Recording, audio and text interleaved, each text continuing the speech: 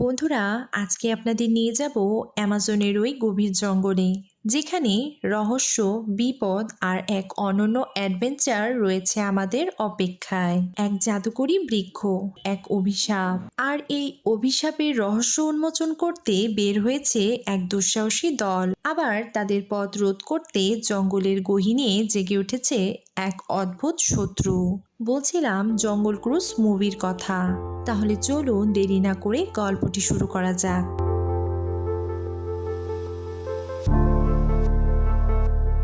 গল্পের শুরুতে আমরা টিয়ার্স অব দ্য মুন বা চন্দ্রবৃক্ষ নামের একটি গাছের কথা জানতে পারি, যে গাছটি আছে অ্যামাজনের ওই গভীর জঙ্গলে। আর এই গাছের ফুল দিয়ে যে কোনো অসুখ নিরাময় করা যায়, এমনকি এর দ্বারা মৃত্যুকেও প্রতিহত করা সম্ভব। সময়টা সম্ভবত ১৬ শতকের শুরুর দিকে। এই চন্দ্রবৃক্ষের সন্ধানে স্পেনের আগুয়েরো নামের এক ব্যক্তি তার দল নিয়ে চলে আসে অ্যামাজনে।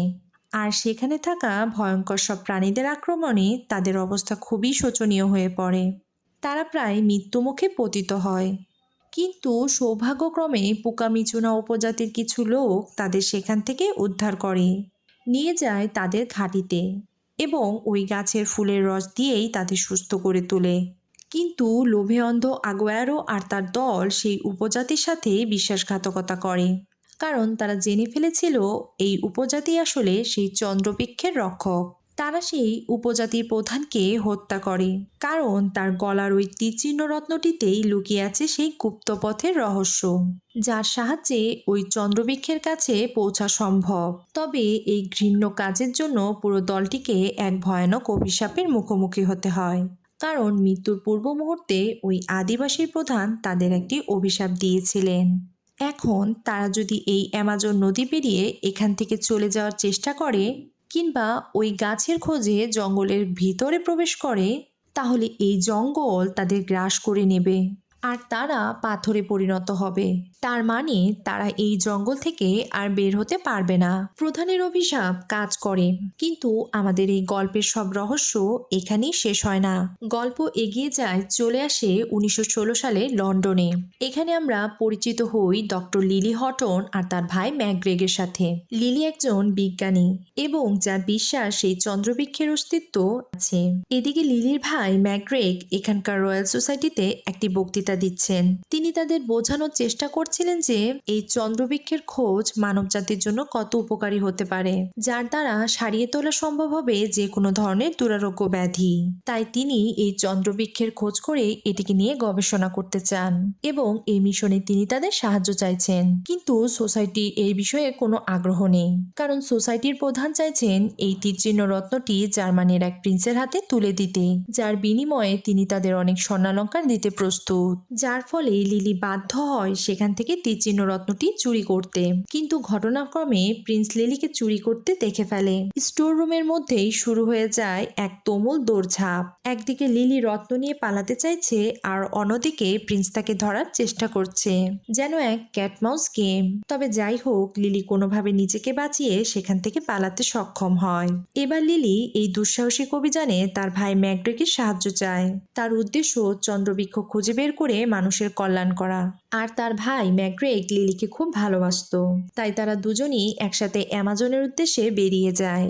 অন্যদিকে লিলিকে ধরতে না পারায় প্রিন্স খুব রেগে যায়, এবং সেও ওই চন্দ্রবৃক্ষের ক্ষমতা দখল করতে জঙ্গলে যাওয়ার সিদ্ধান্ত নেয়। চলে আসি অ্যামাজনে। আমাদের গল্পের নায়ক ফ্র্যাঙ্কের সাথে আমাদের পরিচয় হয়। একটি ছোট্ট নৌকা নিয়ে সে পর্যটকদের জঙ্গল ঘুরে দেখায়। তবে সে এক অদ্ভুত চরিত্র, মজার মজার সব কথা বলে আর ধোঁকাবাজির সব ফন্দি আটে। গল্প বানিয়ে সেটআপ তৈরি করে আগত পর্যটকদের সামনে জঙ্গলকে আরও ভয়ঙ্কর ও রহস্যময় করে তোলার চেষ্টা করতে থাকে, যেন লোকেরা ভয় পায় আর তাদের সাহায্য করার বিনিময়ে সে বেশি টাকা নিতে পারে। তারা অ্যামাজনে এসে ফ্র্যাঙ্কের সাথে দেখা করে। লিলি তাকে একটি মানচিত্র দেখায়।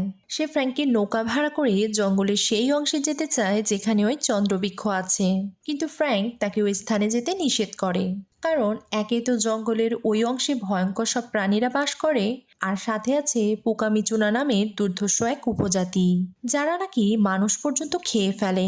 সব শুনেও লিলি তার জেদি স্বভাব দেখিয়ে ফ্র্যাঙ্ককে রাজি করানোর চেষ্টা করে, কিন্তু ফ্র্যাঙ্ক কিছুতেই রাজি হচ্ছিল না। হঠাৎ লিলির গলায় ওই তীরচিহ্ন রত্নটি দেখতে পায় এবং তার কথায় রাজি হয়, কারণ তার নিজেরও একটি রহস্যময় অতীত রয়েছে, যা আমরা একটু পরেই জানতে পারবো। তবে তাদের এই পথ কিন্তু একেবারেই মসৃণ নয়, আর এখান থেকে শুরু হয় তাদের ওই দুঃসাহসিক যাত্রা। এদিকে প্রিন্স তার নিজের সাবমেরিন নিয়ে অভিযানে নেমেছে। সে বিশাল অস্ত্র আর লোকবল সাথে নিয়ে এসেছে। তাদের অবস্থান জানতে পেরে হঠাৎই প্রিন্স তার সাবমেরিন নিয়ে ভেসে ওঠে। তাক করে থাকা রাইফেল দিয়ে তাদের আক্রমণ করতে শুরু করে। তবে সুবিধা করে উঠতে না পারায় সে তাদের দিকে একটি টর্পেডো ছুড়ে দেয়, আর সেটিও ছুটে আসতে থাকে তাদের নৌকার দিকে। এবার টর্পেডো থেকে বাঁচতে ও সাবমেরিনকে বিভ্রান্ত করতে ফ্র্যাঙ্ক তার আসল বুদ্ধি কাজে লাগায়। একেবারে শেষ মুহূর্তে সে তাদের নৌকার গতিপথ বদলে দেয়, যার ফলে টর্পেডোটি ভুল জায়গায় আঘাত করে এবং প্রচণ্ড বিস্ফোরণে তা ধ্বংস হয়। আর প্রিন্সেস সাবমেরিন মিস্টার নীলোর বোটিং ডেক ভেঙে দিয়ে সেখানেই আটকে যায়। আর এসব দেখে বিজয় উল্লাস করতে করতে তারা জঙ্গলের দিকে এগিয়ে যায়। এদিকে ফ্র্যাঙ্ক তার বন্দুক ব্যবহার করে এক অভিনব কায়দায় কিছু মাছ ধরে, যেন তারা সেগুলোকে রাতের খাবার হিসাবে খেতে পারে। যাই হোক, এবার আমরা চলে আসি গল্পের সবচেয়ে ভয়ঙ্কর ও রহস্যময় অংশে। কারণ সেই জার্মান প্রিন্স তো থেমে নেই, সে চলে এসেছে এক ভয়ঙ্কর গুহার সামনে। প্রিন্স ও তার দল দড়ি বেয়ে নেমে আসে ওই অন্ধকার গুহার ভিতরে, ঠিক যেখানে অভিশপ্ত আগুয়ারো আর তার দল শাস্তিস্বরূপ পাথরের মূর্তিতে পরিণত হয়েছিল। নদীও বদলে নিয়েছিল তার গতিপথ, শুকিয়ে গিয়েছিল সেখানকার সবকিছুই। প্রিন্স আবিষ্কার করে অভিশপ্ত আগুয়ারো আর তার দলকে। সে জানতো একমাত্র নদীর জলই পারে তাদের জীবন্ত রাখতে। আগুয়ারের পাথরে দেহে সে 2 ফোঁটা নদীর পানি ঢেলে দেয়, যেন অবিশ্বাস্য এক জীবন স্পর্শে তার শরীর ভেদ করে বেরিয়ে আসে 2টি সাপ। প্রিন্স তাদেরকে এই অভিশাপ থেকে মুক্তি দিতে চায়। সে তাদের জীবন্ত রাখতে নদীর জলের ব্যবস্থা করে দিতে চায়, কিন্তু বিনিময়ে তাকে ওই তীরচিহ্ন রত্নটি এনে দিতে হবে। তারা প্রিন্সের এই চুক্তিতে রাজি হয়, আর সঙ্গে সঙ্গেই প্রিন্স তাদের জন্য নদীর জলের ব্যবস্থা করে দেন। ঝর্ণা বেয়ে নেমে আসতে শুরু করে নদীর পানি, আর সেই পানির স্পর্শেই সবকিছু যেন জীবন্ত হয়ে বেরিয়ে আসতে শুরু করে। আমাদের গল্পও হয়ে ওঠে আরও ভয়ঙ্কর, কারণ ঠিক এরকমই এক দুঃস্বপ্ন দেখে লিলি তার ঘুম থেকে জেগে ওঠে। আর তাদের বোট চলতে চলতে এমন একটি স্থানে চলে আসে যেখানে স্রোতের চাপে নৌকা বিশাল এক জলপ্রপাতের দিকে ধেয়ে যাচ্ছে। স্রোত এতটাই শক্তিশালী যে ফ্র্যাঙ্কও কিছু করতে পারছে না।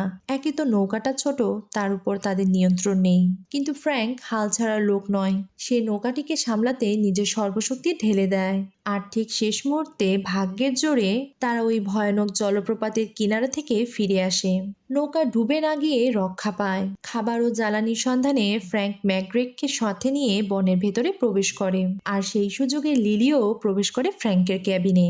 এ যেন এক অদ্ভুত সংগ্রহশালা।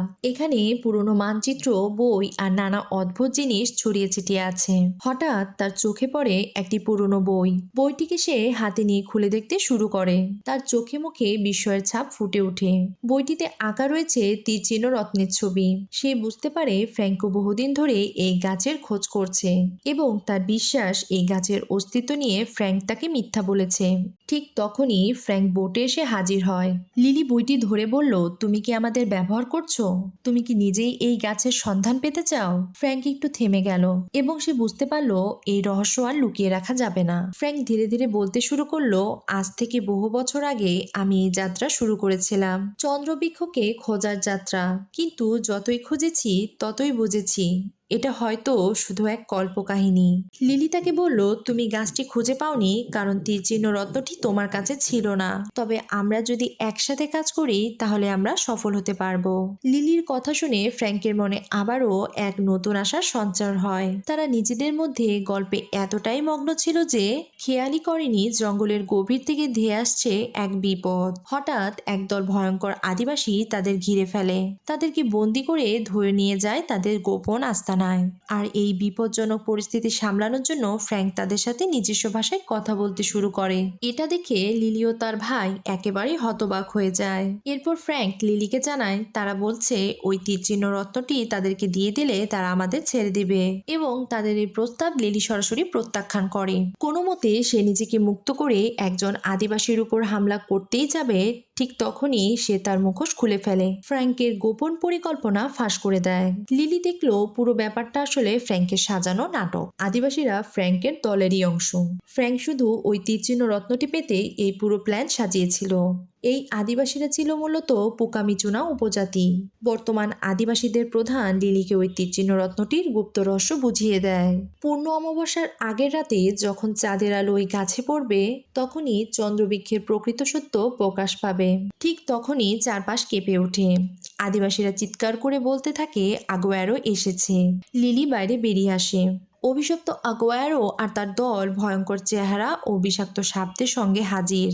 সাপেরা যেন তাদের শরীর ভেদ করে বেরিয়ে আসছে, আর দৃশ্যটা দুঃস্বপ্নকেও হার মানায়। তারা লিলির কাছ থেকে ওই তীরচিহ্ন রত্নটি নেয়ার জন্য লিলিকে আক্রমণ করে। ফ্র্যাঙ্ক তাদের থামানোর জন্য প্রাণপণ চেষ্টা করতে থাকে। একে একে সবাই লড়াইয়ে জড়িয়ে পড়ে। এক পর্যায়ে তারা লিলির কাছ থেকে ওই তীরচিহ্ন রত্নটি নিয়ে নিতে সক্ষম হয় এবং ফ্র্যাঙ্ক তাতে বাধা দেয়। আগুয়ারো ফ্র্যাঙ্ককে তার তরোয়াল দিয়ে আঘাত করে। ফ্র্যাঙ্ক রত্নটি নিয়ে নেয়। তরোয়ালের প্রচণ্ড আঘাতে সে নিচে পড়তে শুরু করে। সে রত্নটি লিলির দিকে ছুঁড়ে দেয়। লিলি রত্নটি ফিরে পেলেও ফ্র্যাঙ্ককে হারানোর যন্ত্রণা অনুভব করতে থাকে। আগুয়ারোর হাত থেকে বাঁচতে তারা সেখান থেকে পালাতে শুরু করে, আর উপর থেকে পড়ে গিয়ে ম্যাগ্রেক তার পায়ে আঘাত পায়। আদিবাসীদের প্রধান লিলিকে এখান থেকে পালাতে বলে, তবে মনে রেখো যত দূর সম্ভব নদী থেকে দূরে থাকবে, কারণ নদীর জল বা জলের সজীবতা শেষ হয়ে গেলে এরা আর তোমাকে তাড়া করতে পারবে না, আর নদীর জলের স্পর্শ না পেলে এরা আবার পাথর হয়ে যাবে। তারা লিলিকে আক্রমণ করলেও ওই অভিশাপের বাঁধন ছিঁড়ে বেরিয়ে আসতে পারবে না। লিলি ফ্র্যাঙ্ককে খুঁজতে থাকে। হঠাৎ তার চোখে পড়ে ফ্র্যাঙ্ক, কিন্তু ফ্র্যাঙ্ক যেন আগের ফ্র্যাঙ্ক নেই। লিলি জানতে চায়, তুমি বেঁচে আছো কিভাবে? তুমি তো রক্তাক্ত হয়েছিলে। ফ্র্যাঙ্ক বলে, আমি অভিশপ্ত লিলি। গত 400 বছর ধরে এভাবেই বেঁচে আছি। আমার শরীর থেকে রক্ত বের হয় না। মৃত্যু আমার জন্য কেবল একটা কল্পনা। ফ্র্যাঙ্কের কথা শুনে লিলি হতভম্ব। লিলি তার বর্ষাটি ফ্র্যাঙ্কের হৃদয় থেকে টেনে বের করে দেয়। এরপর উপজাতির প্রধান তাদের জানায় সেই ফুল শুধুমাত্র অমাবস্যার আগেই উজ্জ্বল হয়, তাই তাড়াতাড়ি পৌঁছানো জরুরি। যেহেতু ম্যাগ্রেক পালানোর সময় তার পায়ে আঘাত পেয়েছিল, তাই লিলি তার ভাইকে উপজাতিদের কাছে রেখে ফ্র্যাঙ্কের সাথে এগোনোর পরিকল্পনা করে। পথে ফ্র্যাঙ্ক তার অতীতের কথা বলতে শুরু করে। সে জানায়, আমি আগুয়ারোর দলের সদস্য ছিলাম, আর তার মেয়ের জীবন বাঁচাতেই আমরা চন্দ্রবৃক্ষ খুঁজছিলাম।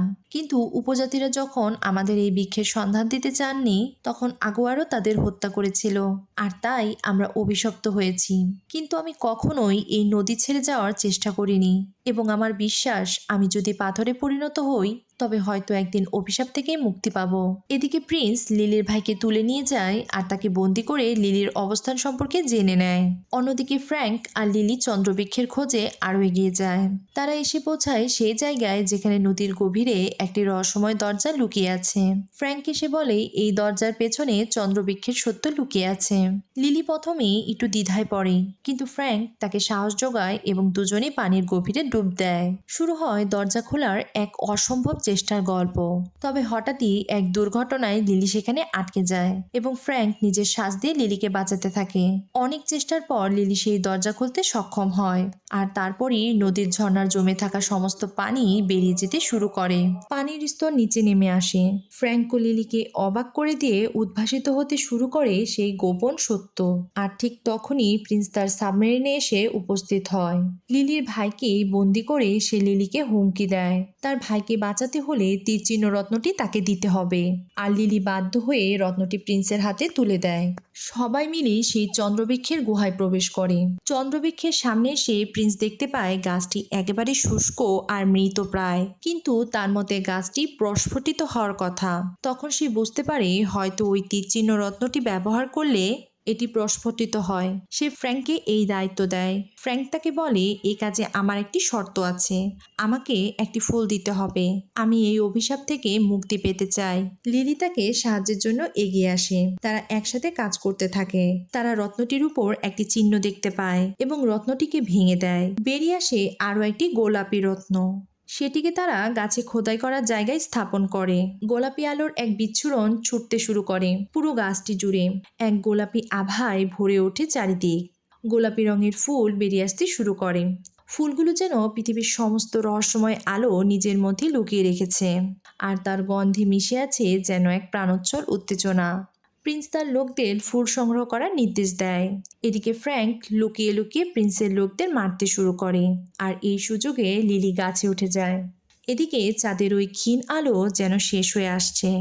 সিঙ্কহোলের উপর থেকে চারটি সরে যেতে শুরু করে, আর মাত্র কয়েক মুহূর্ত বাকি। সব ফুল শুকিয়ে বাতাসে মিলিয়ে যাচ্ছে। ফুলে ফুলে ভরে ওঠা গাছটিও একটি নির্জীব শুকনো গাছে পরিণত হচ্ছে। তবে একেবারে শেষ মুহূর্তে গাছের শেষ ফুলটি লিলি ছিঁড়ে নিতে সক্ষম হয়।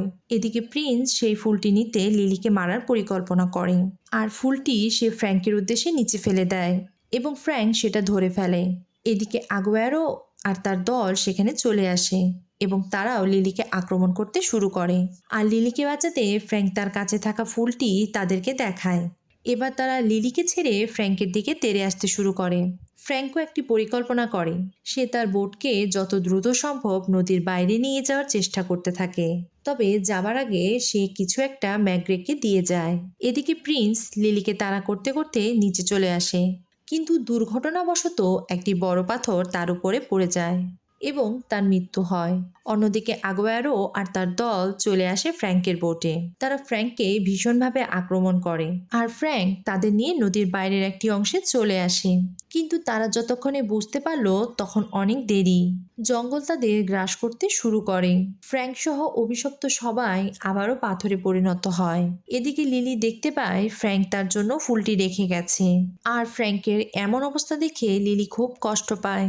সে ফ্র্যাঙ্কের কাছে গিয়ে তার পাথরের মুখটি স্পর্শ করে, তার কাছে থেকে বিদায় নেয়। তবে ফিরে যাওয়ার আগে তার রেখে যাওয়া ফুলটি লিলি তাকে ফিরিয়ে দেয়। তারা চলে যেতে থাকে, কিন্তু হঠাৎই যেন এক প্রাণোচ্ছল গন্ধে চারিদিক ভরে উঠতে শুরু করে। ফুলের স্পর্শে ফ্র্যাঙ্ক আশ্চর্যভাবে জেগে উঠতে শুরু করে। অভিশাপ ভেঙে সে ফিরে আসে একেবারে সাধারণ মানুষ হয়ে। বন্ধুরা, আমাদের আজকের গল্পটি আপনাদের কেমন লাগলো তা কমেন্টে জানাতে ভুলবেন না।